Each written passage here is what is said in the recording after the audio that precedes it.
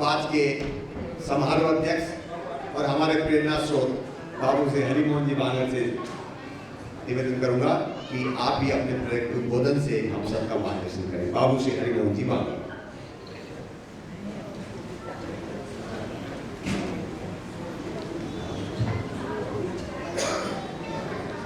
धन्यवाद।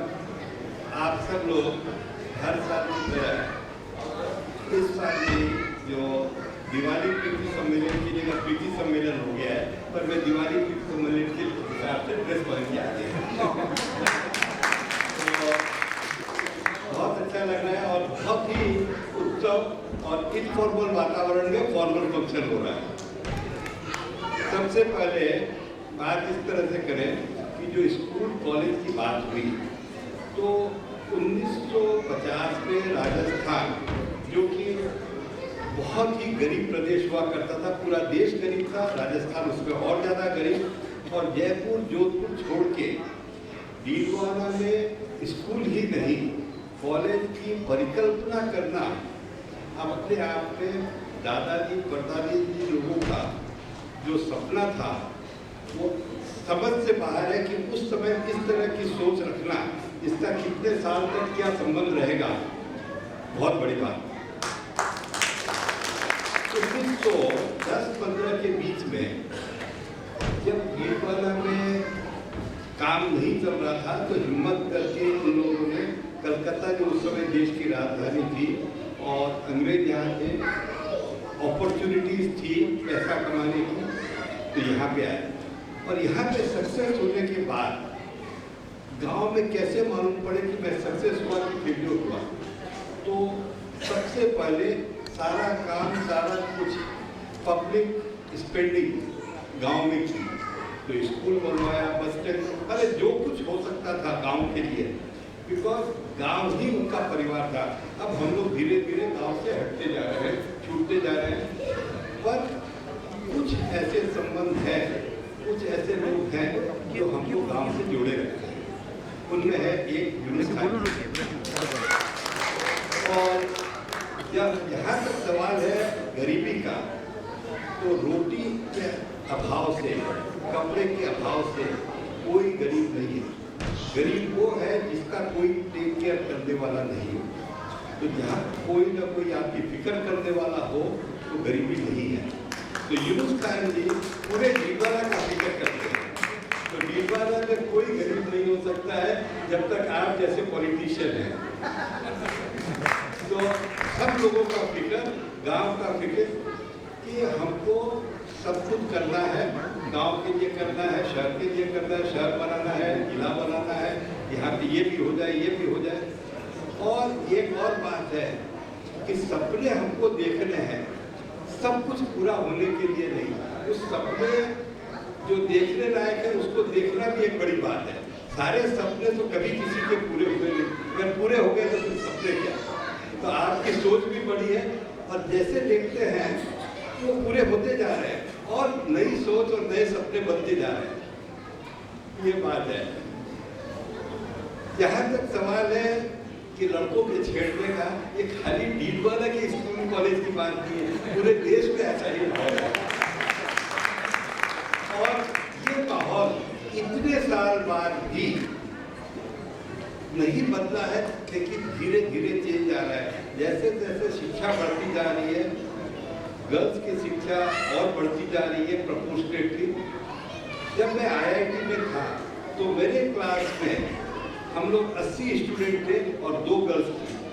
और अब है जो IIT में देखते हैं कि अगर 80 स्टूडेंट है तो 40 नहीं 45 गर्ल्स हैं। Girls wants to improve their, और इंडियन इकोनॉमी में उनका बहुत बड़ा संबंध है। जहाँ तक इंग्लिश मीडियम का सवाल है, हम लोग सब इंग्लिश मीडियम नहीं अंग्रेजी मीडियम से ही पढ़े। तो उस समय यही बात होती थी कि इंग्लिश मीडियम तो बोलने में ही बड़ा कठिन लगता था। तो मैं भी IIT गया तो अंग्रेजी मीडियम से पढ़ के गया, तो वहाँ पे जो शुरू में तकलीफ होनी चाहिए थी होती है। पर ये जो बात है स्टार्टिंग डिफिकल्टीज की, they make you the real person. अगर हमको संघर्ष नहीं करना पड़े तो कहीं ना कहीं नींव कच्ची रह जाती है। जो आदमी सक्सेसफुली पैदा हुए उनको और उन्नति करना डिफिकल्ट हो गया, बिकॉज उनको रियलिटी में क्या लाइफ है वो मालूम नहीं। तो यहाँ पे ये सब कुछ बात नहीं है। दूसरा, अभी ये गर्ल्स कॉलेज के अंदर में गर्ल्स कॉलेज बनाना पड़ा, जो कि आज के दिन इंडिया में नेसेसरी है, पर शायद गर्ल्स कॉलेज का कॉन्सेप्ट कई उन्नत देशों में नहीं है। कॉलेज माने ही बराबर की शिक्षा, पर अभी हम उतने उन्नत नहीं हुए। यहाँ गर्ल्स कॉलेज की लीड है, लीड वाले में भी यूनुस खान जी के आशीर्वाद से बोलना ही उचित होगा, इसकी इंस्पिरेशन से बोलना उचित होगा। इन लोगों ने कहा कि ये बनाना चाहिए, और कुछ भाव मुझ पे भी दादाजी का आ गया कि हाँ जी करना चाहिए काम।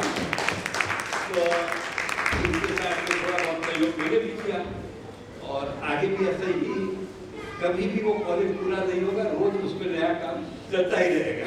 जब तक कॉलेज है तब तक काम बढ़ता रहेगा।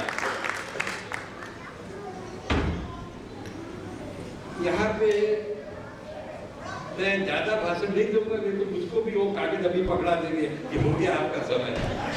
धन्यवाद।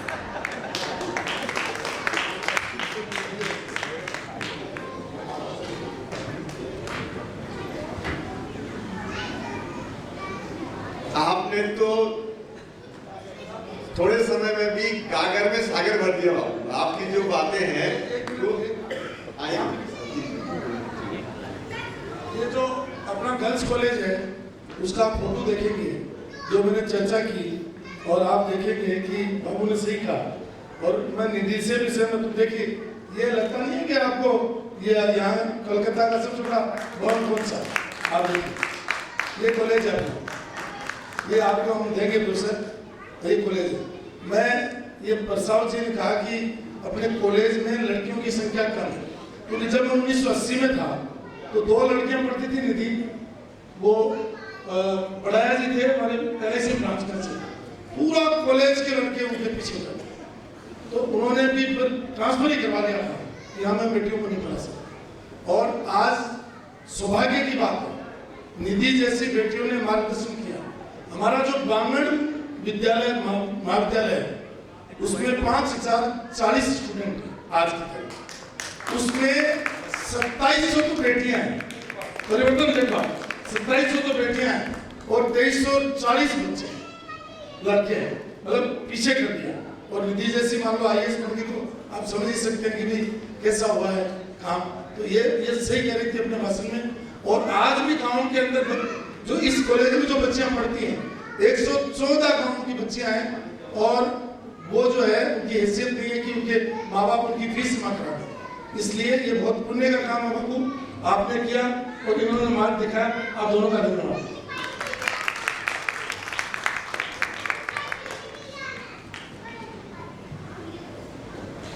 मैं कह रहा था, बाबू ने जिस तरह का मार्गदर्शन हम लोगों को किया, आप सभी वैसे जानते ही हैं, फिर भी जैसा कि माननीय विधायक साहब बोल रहे हैं, डीडवाना अब जिला हो चुका है, और आप सबको जिले की बधाई। अब हम गौरव से कह सकते हैं कि हम डीडवाना जिले के प्रवासी हैं, कोलकाता प्रवासी, डीडवाना जिले के निवासी। बाबू ने कहा कि ये दीपावली प्रीति सम्मेलन अब प्रीति सम्मेलन बन गया, और मैं दीपावली के ड्रेस में आ गया। इस बात पे मुझे बाबू एक अटल बिहारी वाजपेयी की छोटी सी कविता याद आ गई। वाजपेयी जी ने लिखा है, जब प्रेम से मीत बुलाते हो दुश्मन भी गले लगाते हैं, जब कहीं किसी से बैर नहीं सब अपने हो कोई गैर नहीं, अपनत्व की आभा होती है उस रोज दिवाली होती है। तो हमारे लिए तो ये आज की दिवाली है, चाहे वो दिसंबर हो जाए चाहे जनवरी हो जाए, सदा दिवाली संत के और आठों पहर आनंद। यहाँ पे तो सभी संत ही संत विराजमान है, मुझे तो सब में संत की नजर आ रहा है, इसीलिए उसी भाव से एक बार जोरदार आपका स्वागत, सॉरी अभिनंदन और आभार कि आपने अपने व्यस्ततम समय में से समय निकाला और सपत्नीक निकाला, हमारा मार्गदर्शन किया, उसके लिए आपका आभार।